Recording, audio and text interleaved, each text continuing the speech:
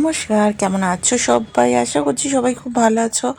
আমার নতুন একটা ভিডিওতে তোমাদের সবাইকে স্বাগত জানাই। আজকে মঙ্গলবার, আর মঙ্গলবারের আমি রাতের ভিডিওটা তোমাদের সাথে আজকে শেয়ার করতে এসেছি। তো রাতের বেলা আমি বেশিরভাগ শ্যুট করি না, কারণ অনুষ্কাদের পড়া থাকে। তো সেই কারণে তো সন্ধ্যেবেলা থেকে অনুষ্কা টিউশন থেকে চলে আসে, আর তারপরে ওর খাতাটা আমি চেক করি প্রত্যেক দিন। আজকে টিউশনে ছিল ওর এক্সাম, তো এক্সামে দেখছি ভালোই লিখেছে। তো ও যতক্ষণ পড়তে যায় ততক্ষণের মধ্যে কিন্তু চলে আসে না। ওদের টিচার যতক্ষণ না ও কারেক্ট লিখছে ততক্ষণ পর্যন্ত রেখেই দেয়। তো সেই কারণে ওর আসতে কিন্তু অনেকটা দেরি হয়ে যায়। আর তোমরা বেশিরভাগ সময় অনুষ্কাকে সকালের ভিডিওতে দেখতেই পাও না, কারণ মর্নিং ও স্কুল থাকে, তো সেই কারণে। তো রাতের বেলাতেও ওরকমই ব্যাপার হয়েছে। তো চলো ওর খাতাটা চেক করে নিলাম। আর এই খাতাটা নতুন কিনে দিয়েছে ওর বাবা, বেশ মলারটা সুন্দর, ভালো লাগলো, তাই ভাবলাম তোমাদের সাথে একটু শেয়ার করে নিই। টিউশন থেকে এসে মেয়েটা অনেকটাই ক্লান্ত, কারণ অনেকক্ষণ গিয়েছিল সেই 4টে থেকে। তো অনেকটা রাত্রি হয়ে গেছে, এখন 7টা বাজে। তো অনেকটা পরে এসেছে আজকে, কারণ কি না প্রত্যেক দিন তো তাড়াতাড়ি করে ছেড়ে দেয়, যেদিন টেস্ট থাকে টেস্টটা দেওয়ার পরে আবারও পড়ানো নি, তো তারপরে কিন্তু ছাড়ে। টিউশনে যতই পড়ুক না কেন, বাড়িতে যতক্ষণ না আমি জানতে পারি যে হ্যাঁ ঠিকঠাকভাবে পড়ছে, ততক্ষণ মানে আর কি শান্তিতে থাকা যায় না। তো সেই কারণে ওর বুকটা নিলাম, ম্যাথসের বুক। এখানে কতগুলো ম্যাথসের অঙ্ক আমি দিয়ে দেবো ওকে মার্ক করে, সেগুলো বলেছি বাড়িতে করো। আর বাড়িতে যতক্ষণ না প্র্যাকটিস করবে ততক্ষণ কিন্তু মানে স্যাটিসফ্যাকশনটা তো হয় না। ফার্স্ট চ্যাপ্টার এটা, আর ওদের ইউনিট টেস্ট চলছে, মান্থলি ইউনিট। এবছরে অনুষ্কাদের পরীক্ষাটা একেবারে পিছিয়ে দিয়েছে, তো সেই কারণে মান্থলি ইউনিট টেস্টগুলো নিচ্ছে ওরা।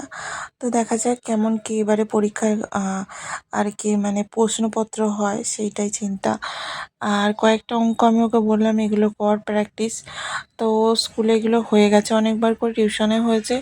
আমি ভাবলাম বাড়িতে একবার দেখি ট্রাই করে কেমন সে করতে পারে। তো সেই কারণে ওর থেকে বইটা নিয়ে কতগুলো অঙ্ক মার্ক করে দিলাম। আমরা যখন পড়াশোনা করেছিলাম তখনকার অঙ্ক আর তখনকার মেথড সম্পূর্ণ আলাদা এখনকার থেকে। তো সেই কারণে বিভিন্ন রকমভাবে এদের অঙ্কগুলোকে দেখতে হয়, আর সেই অনুযায়ী করাতেও হয়। তো সেখানে টিচারের মাহাত্ম্য কিন্তু অনেকটা বেশিই থাকে। তবে বাড়িতে একবার করে না করালে বেশ ভালোভাবে বোঝা যায় না সে কতটা শিখেছে বা কতটা করতে পারছে।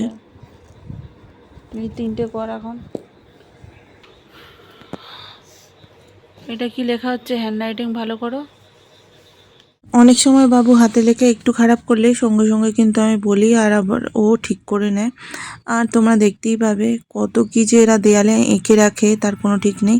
এখানে টাইম টেবিল চিপকে দিয়েছে অনুষ্কা, রুটিনটা কিন্তু বেশ সুন্দর করেছে, তবে দেয়ালে চিপকে দিয়েছে এটাই জিজ্ঞাসা করছিলাম। তো ওর সুবিধার ক্ষেত্রে ওখানে রেখেছে। আর চলো আমি চলে এসেছি এবার রান্না বান্না করতে। আজকে রান্না বান্না করব। আর কি বলতো, বিকেলবেলার দিকে আমি রান্নাটা করে নিই, আর সেখানেই সুবিধা হয়। একটু বেলা হয়ে গেলে আর রান্না করতে অতটা মন চায় না। এদিকে ডিমগুলো সিদ্ধ করেছিলাম, তো বাচ্চারা বললো অনুষ্কাও টিউশন থেকে এসছে আর ওদের আজও সেরকম কিছু খাওয়া হয়নি, তো ভাবলাম দুজনকে দিয়ে দিই একটু। অল্প একটু ব্ল্যাক সল্ট দিয়ে দিয়ে দিলাম। তো ওদের আজ কিন্তু ডিম সেদ্ধর মধ্যে ওই সাদা অংশটাই খায়, আর কুসুমগুলো খেতে চায় না, কি জানি কেন।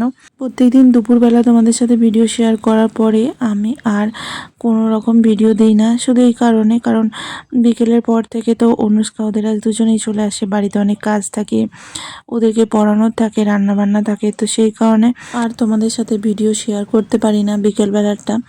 তো আজকে ভাবলাম বিকেলবেলাটা একটু শ্যুট করি, কারণ অনেক দিন হয়ে গেল তোমাদের সাথে বিকেলের রুটিনটা মানে সন্ধ্যেবেলার রুটিনটা শেয়ারই করা হয়নি। আর সন্ধ্যেবেলা পড়াতে বসলে কি আর মোবাইল ইউজ করব বলো, পড়ানোর সময় সব মোবাইল চালাতে আমার একদমই ভালো লাগে না।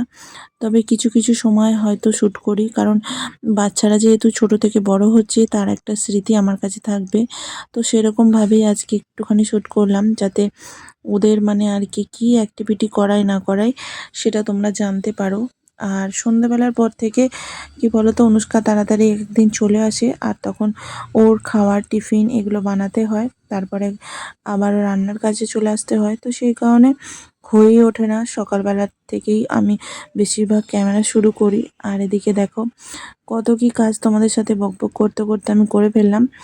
তো সকালবেলা ভেবেছিলাম আমি ডিমের ঝাল করবো আর কি, কিন্তু সেই সকালবেলা হয়ে ওঠেনি। ডিমটা ফ্রিজের মধ্যে থেকে বার করে ঠান্ডা করতে সেদ্ধ করতে অনেকটা সময় হয়ে যায় বলে হয়নি।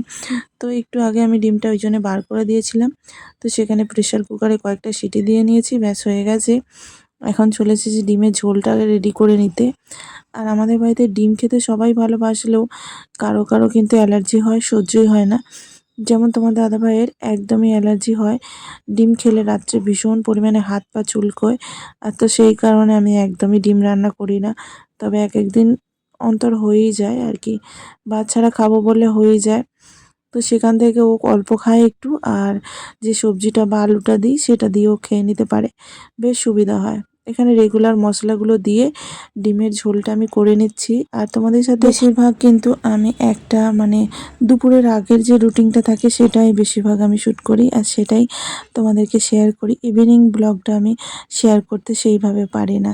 এদিকে ডিমের ঝোলটা বসিয়ে দিলাম আলাদা একটা গ্যাসটায়, ওই গ্যাসটায় দিয়ে দিলাম বড়টায়। আর ছোটোটায় এই যে রুটি করে নিচ্ছি, আটাটা মেখেই নিয়েছিলাম ডিমের ঝালটা আর কি বসানোর আগে। যখন ডিমটা সিদ্ধ করতে দিয়ে বসেছিলাম তখন আটাটা মেখে ভালো করে রেস্ট করে নিয়েছি। যতটা রেস্ট করলে আটাটা বেশ ভালো ফুলবে ঠিক ততটা। আর কোনো দিন হয়তো আটাটা আমার মাখা থাকলেও আর সেই আটাটা বার করে রান্না করে নিই সকালবেলা বেশি করে মাখা হয়ে গেলে।